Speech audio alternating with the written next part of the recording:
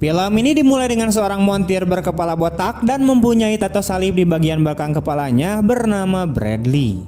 Diketahui pada saat itu dia baru saja dipecat oleh bosnya dikarenakan kurangnya pelanggan yang datang ke bengkel miliknya.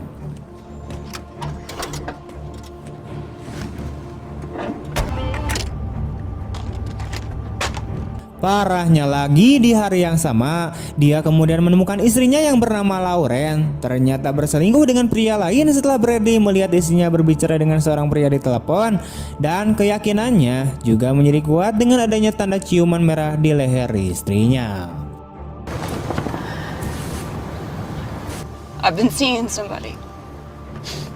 No, get in the house. Setelah menyuruh istrinya masuk ke rumah, dia kemudian melampiaskan amarahnya dengan menghancurkan mobil istrinya.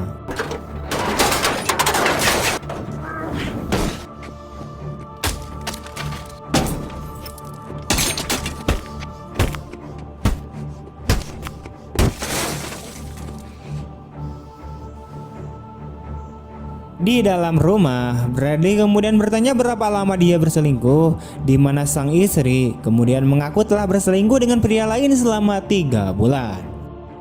Hal itu ia lakukan dikarenakan ketika Lauren keguguran, Bradley selalu saja sibuk dengan pekerjaannya dan tidak mempunyai waktu untuknya. Mendengar hal ini, Bradley yang menyadari bahwa selama ini dia bersalah telah mengabaikan istrinya, akhirnya saling memaafkan kesalahan mereka satu sama lain dan berniat untuk menjalani kehidupan yang baru. Setelah dipecat dari bengkel, Bradley berniat bekerja sama dengan pria bernama Gil yang merupakan kurir narkoboy.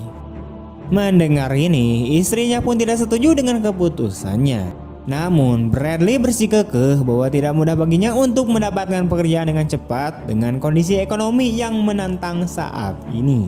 I'm tired of getting the goddamn skin milk, and this won't be forever, I promise. 8 bulan kemudian, Bradley memulai pekerjaannya sebagai kurir narkoboy. Dia baru saja mengantarkan paket ke pengedar narkoba di sebuah apartemen dan kemudian pulang ke rumah. Ekonomi keluarganya pun mulai berubah drastis setelah ia menjalani pekerjaan itu. Dia sekarang bisa hidup dalam kemewahan dan telah pindah ke rumah yang lebih besar dan megah, di mana pada saat itu Lauren hamil lagi. Saat bermesraan dengan istrinya di rumah, Bradley tiba-tiba mendapatkan telepon dari Gil yang memintanya untuk datang ke rumahnya.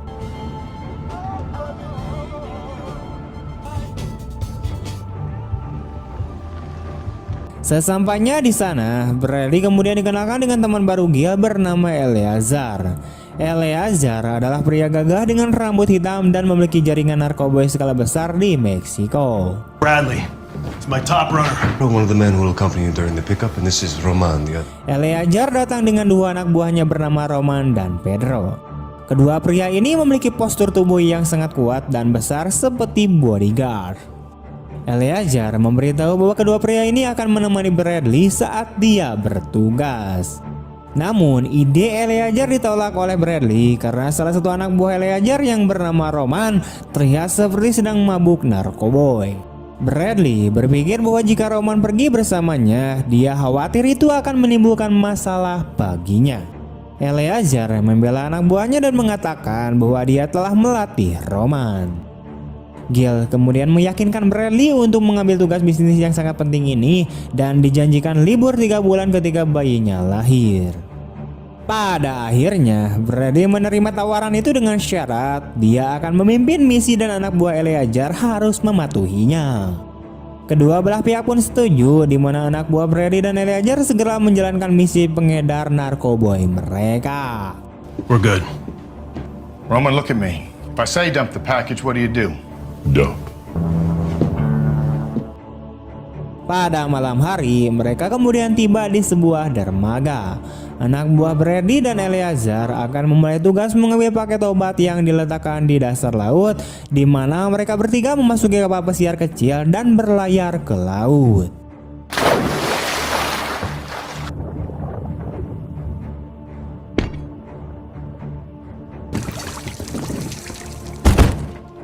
Bradley dan Roman kemudian membantunya mengambil paket obat. Setelah itu, kapal pesiar kemudian melaju kembali ke dermaga. Bradley curiga polisi akan menyergap mereka saat mereka berlayar di kapal pesiar. Jadi dia memerintahkan Roman dan Pedro untuk membuang paket obat ke laut. Mendengar ini, Roman dan Pedro menolak instruksi Bradley dan mereka pun akhirnya bertengkar. Dump, we'll pick him up later. Singkat cerita, Bradley akhirnya berpisah dengan Roman dan Pedro. Namun pada saat mereka mencapai area parkir mobil di dermaga, polisi tiba-tiba telah mengepung Roman dan Pedro dan terjadilah baku tembak. Melihat kejadian itu dari kejauhan, Bradley berjalan cepat untuk kembali ke kapal pesiar. Sayangnya di tengah jalan ia berpapasan dengan seorang polisi yang meminta bantuannya untuk membantu mereka.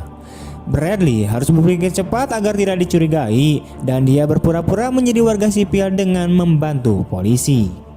Kemudian dia pun menembak Roman dan Pedro.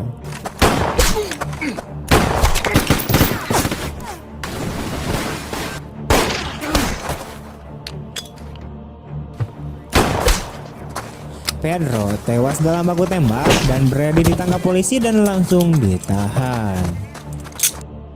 Di kantor polisi, Bradley diinterogasi oleh seorang detektif. Detektif kemudian mengetahui bahwa Bradley adalah orang yang cerdas yang dapat menipu orang lain. Namun polisi tidak sebodoh itu. I'm not gonna talk. And I know what the sentence is gonna be.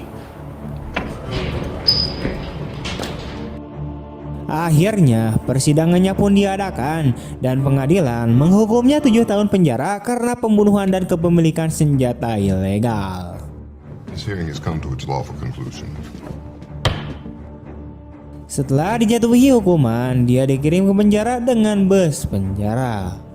Setibanya di penjara, Bradley menjalani pemeriksaan fisik. Next. Kemudian, sipir penjara meminta semua narapidana untuk melepaskan semua benda yang ada di tubuh mereka, dilanjutkan dengan pemeriksaan kesehatan di klinik. Setelah itu, dia diantar ke selnya di lantai paling atas oleh seorang lelaki tua bernama Lefty. Ketika Bradley tiba di selnya, dia kemudian bertemu dengan seorang sipir penjara bernama Andre. Andre menjelaskan aturan bagi narapidana selama di penjara. Salah satu aturannya adalah bahwa semua tahanan harus keluar dan berdiri di depan sel mereka untuk direkam ketika bel berbunyi. Malam kemudian tiba dan bel kemudian berbunyi sehingga para narapidana segera berdiri di depan sel mereka masing-masing dan diperiksa oleh sipir penjara. Ketika semua narapidana di lantai atas berdiri di depan sel mereka, Bradley masih tertidur lelap dan narapidana harus menunggu sampai dia bangun. Tidak lama kemudian Bradley bangun dan ditegur oleh sipir penjara. Ia diminta lebih disiplin dan menaati peraturan penjara. Sementara itu di kediaman Bradley, Lauren yang sedang tidur tiba-tiba menemukan seorang penyusup yang masuk ke rumahnya dan menembaknya dengan pistol setrum. Lauren kemudian pingsan dan dibawa oleh penculiknya ke suatu tempat yang sangat misterius.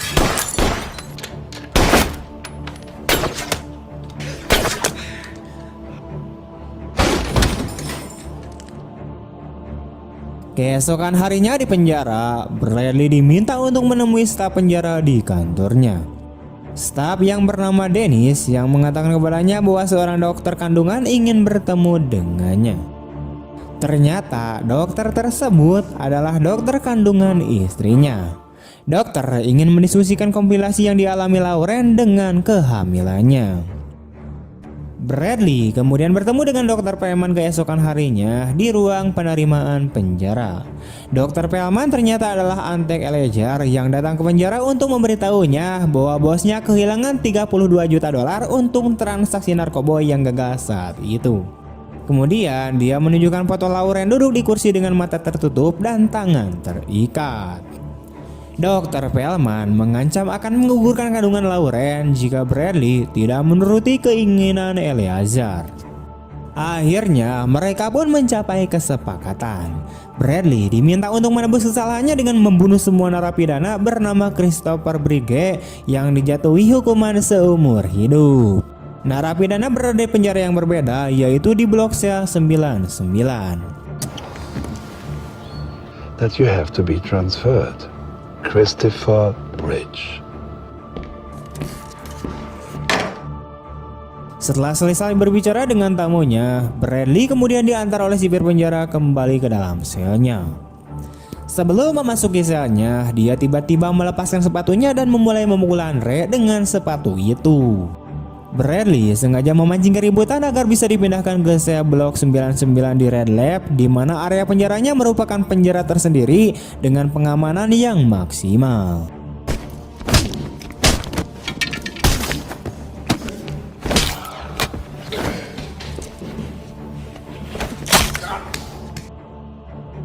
Bradley bisa mengalahkan Andre dengan mudah.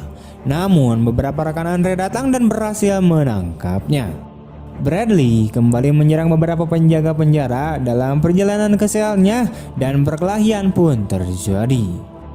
Bradley melakukan ini karena merasa repot yang dibuatnya tidak cukup untuk dipindahkan ke area Red Lab atau sel blok 99. Di akhir pertarungan, dia kemudian disetrum oleh salah satu penjaga penjara dan dia dipindahkan ke penjara Red Lab. Sehingga keinginannya pun sesuai ekspektasi.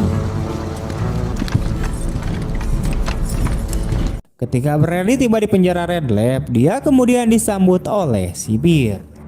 Sipir memperingatkan bahwa penjara Red Lab adalah penjara dengan keamanan maksimum di mana kemungkinan untuk dibebaskan sangatlah kecil. Trouble will get smaller. I do, sir. Give Mr. Thomas a full cavity inspection. Setelah dilakukan pemeriksaan fisik, Bradley kemudian digiring ke sel nomor 59. Sesampainya di sel, ia kemudian terkejut melihat kondisi ruangan sel berbeda dengan penjara sebelumnya. Sel ini, sel sekarang terlihat sangat kotor, gelap, dan bau. Ruang sel yang menyatu dengan WC terbuka itu dipenuhi dengan tai para narapidana sebelumnya. Dia tidak tahan dengan bau busuk tai itu dan melepaskan bajunya untuk menutupi hidungnya.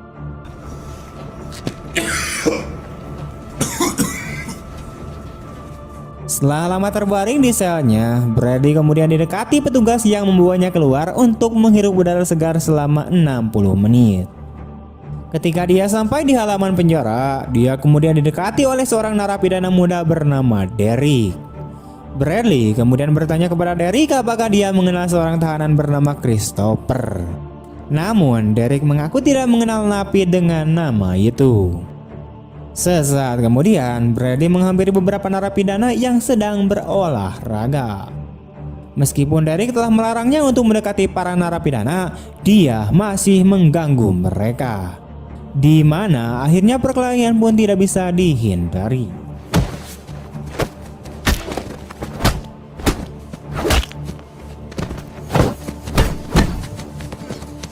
Satu demi satu para tawanan pun berjatuhan.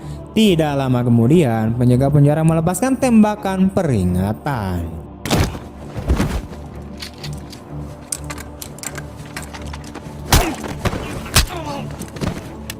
Sekali lagi, Bradley kemudian menyerang petugas. Akhirnya, dia bisa dilumpuhkan dan langsung dibawa ke area sel blok 99 dengan mata tertutup. Sesampainya di sel blok 99, penutup mata Bradley kemudian dilepas dan dia melihat sel blok 99 sangat terisolasi dan terletak di bawah tanah. For the next month, you'll wear this. Each time you misbehave,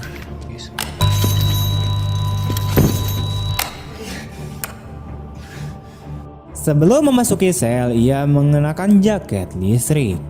Saat memasuki sel, dia kemudian melihat banyak pecahan kaca berserakan di lantai sel.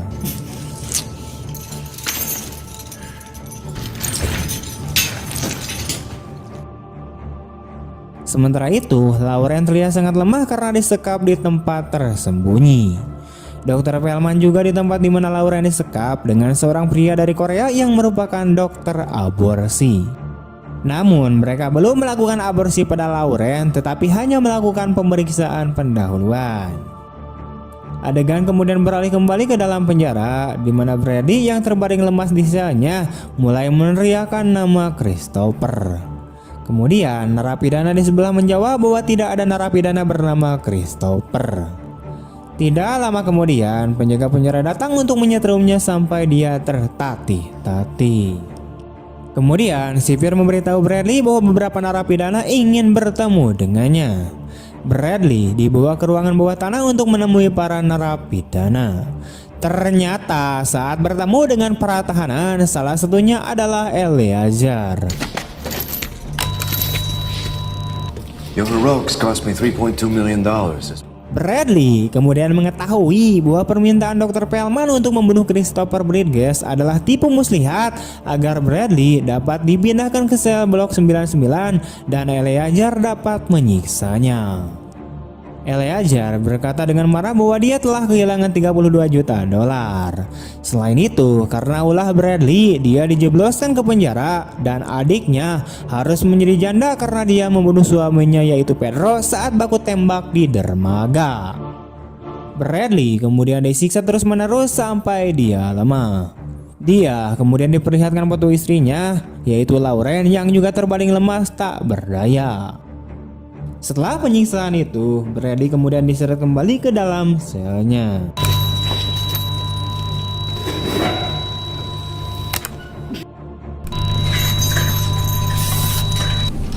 You wanna eat something? Bradley kembali ke sel tahanan tempat Eleazar berada dan menyerang anak buahnya.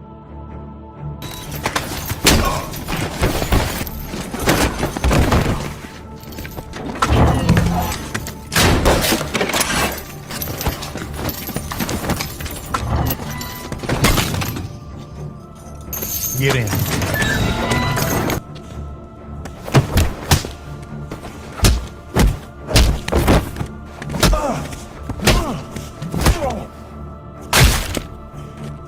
Satu persatu anak buah Eleazar jatuh dan hanya Eleazar yang tersisa di dalam sel.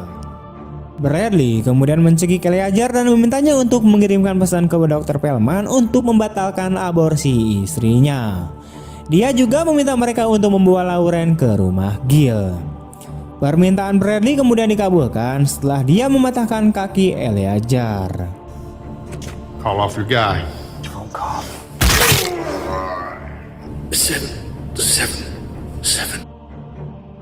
Sesampainya di kediaman Gil, Lauren langsung berlari ke arahnya. Setelah itu, Gil menembak Dr. Pellman dan dokter aborsi dari jarak jauh dengan pistol panjang sehingga membunuh mereka.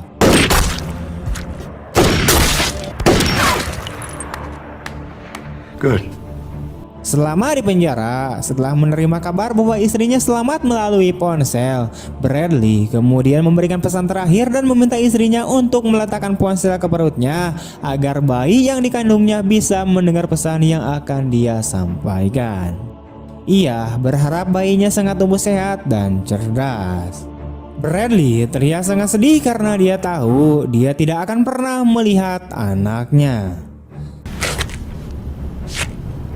We want to come see you. When can we come see you? I love you too. Setelah menutup telepon dengan tekad yang sangat kuat, dia kemudian kembali ke kamar sel Eleazar dan menyerangnya sampai Eleazar mati mengenaskan. Kemudian sipir penjara datang dan menembakkan peluru ke kepala Bradley sampai dia pun meninggal. Tamat. Oke, sekian dulu untuk video